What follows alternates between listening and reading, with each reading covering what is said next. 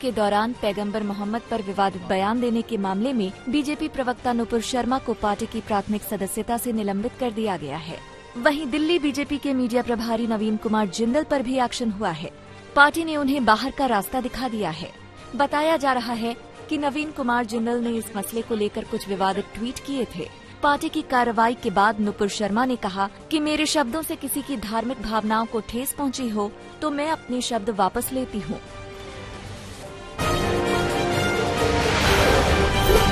नुपुर शर्मा पर कार्रवाई को लेकर जारी चिट्ठी में बीजेपी की ओर से कहा कि पार्टी सभी धर्मों का सम्मान करती है।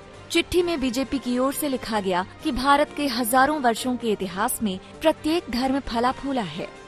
बीजेपी किसी भी धर्म के किसी भी धार्मिक व्यक्ति के अपमान की कड़ी निंदा करती है। पार्टी उस विचारधारा के सख्त खिलाफ है जो किसी भी संप्रदाय या धर्म का अपमान करती है।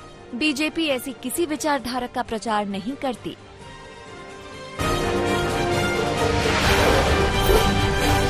नुपुर शर्मा पर कार्रवाई के बाद आम आदमी पार्टी ने बीजेपी पर हमला बोला। आम आदमी पार्टी के नेता सौरभ भारद्वाज ने कहा कि ये एक्शन खाड़ी देशों के दबाव में लिया गया। आने वाले दिनों में बीजेपी फिर इन लोगों को दोबारा पार्टी में शामिल कर सम्मानित कर सकती है। इन लोगों की प्राइमरी मेंबरशिप को सिर्फ सस्पेंड ही नहीं करना चाहिए था, इनको हमेशा के लिए पार्टी से निकाला जाना चाहिए था और सभी पॉलिटिकल पार्टीज को निर्णय करना चाहिए था कि इस तरीके के तत्वों को कोई भी राजनीतिक दल अपने यहाँ पनाह ना दे, ताकि एक बड़ी मिसाल जो है वो पेश की जाए। मेरा डर ये है कि कुछ दिनों बाद इनको दोबारा से प्रवक्ता बनाकर भारतीय जनता पार्टी सम्मानित करेगी। आज का जो एक्शन है सिर्फ खाड़ी देशों से डर के सरकार ने लिया है। भारतीय जनता पार्टी से निष्कासित किए गए पार्टी की दिल्ली इकाई के प्रवक्ता नवीन कुमार जिंदल ने कहा कि उनका इरादा किसी की भी धार्मिक भावनाओं को ठेस पहुंचाने का नहीं था। नवीन जिंदल ने कहा कि मुझे और मेरे परिवार को लगातार धमकियां मिल रही हैं। इसे लेकर मैंने ईस्ट डिस्ट्रिक्ट की डीसीपी और दिल्ली पुलिस से शिकायत की है। उनसे ऐसी मानसिकता से जो अभद्र टिप्पणियां कर रहे हैं, नफरत फैला रहे हैं, उनसे मैंने एक सवाल पूछा था।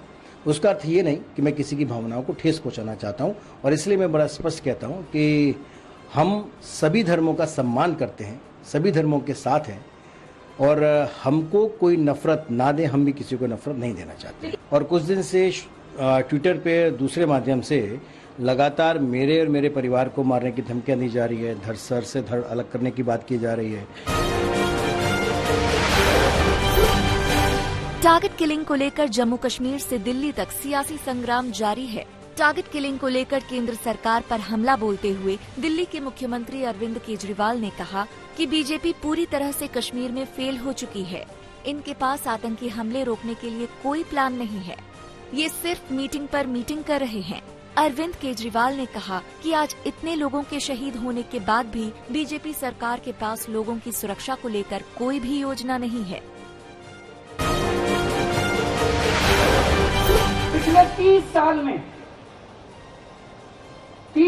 में 2 बार ऐसे मौके आए जब कश्मीर में बीजेपी का शासन था, और पिछले 30 साल में 2 बार ऐसे मौके आए जब कश्मीरी पंडित कश्मीर से पलायन करने को मजबूर हुए। जब भाजपा का शासन आता है कश्मीर के अंदर, कश्मीरी पंडित कश्मीर से पलायन करने के लिए मजबूर हो जाता है। ऐसा क्यों होता है? इसका मतलब भाजपा वालों से कश्मीर संभलता नहीं है।